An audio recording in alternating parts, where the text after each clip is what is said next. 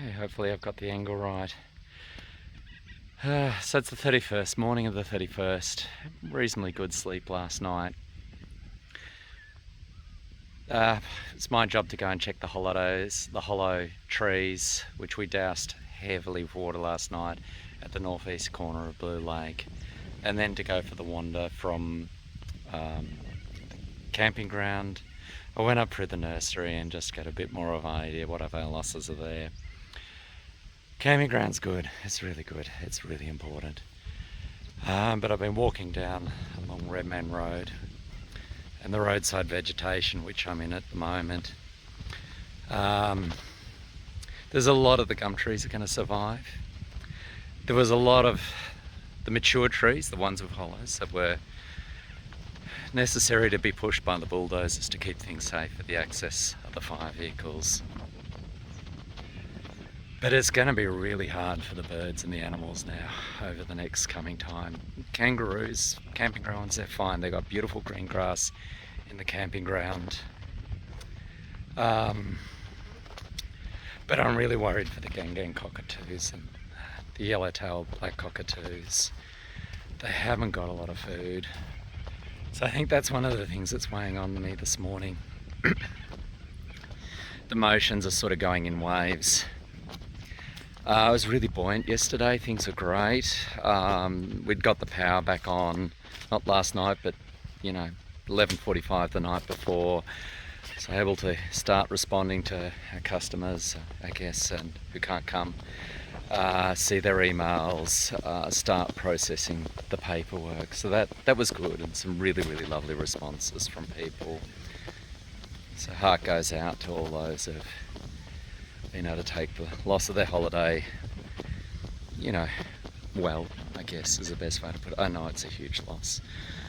And then we started doing some more, I guess, recovery type things. We made calls to see if we could get the $600 recovery money. We have no income or refunding or crediting the bookings. It's a disaster.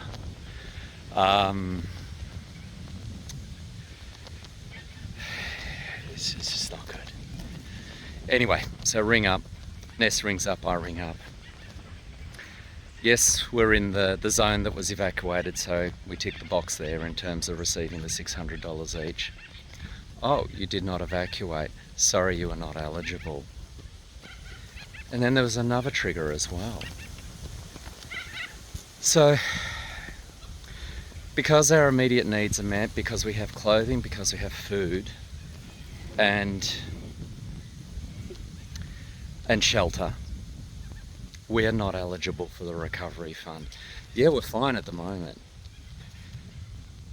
but the clock is winding down real fast until we are in really serious troubles.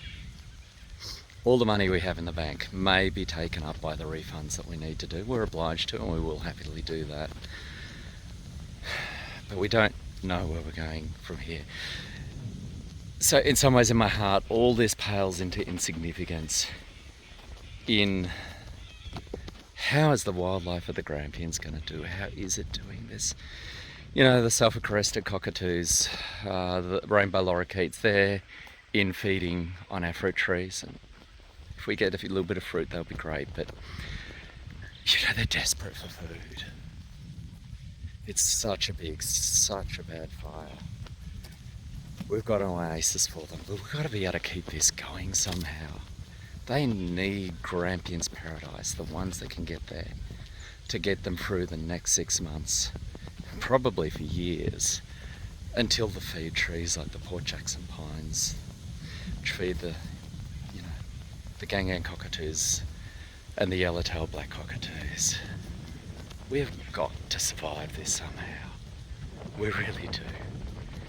Okay, I think that's all I can do for the moment, so we'll talk again later. Bye.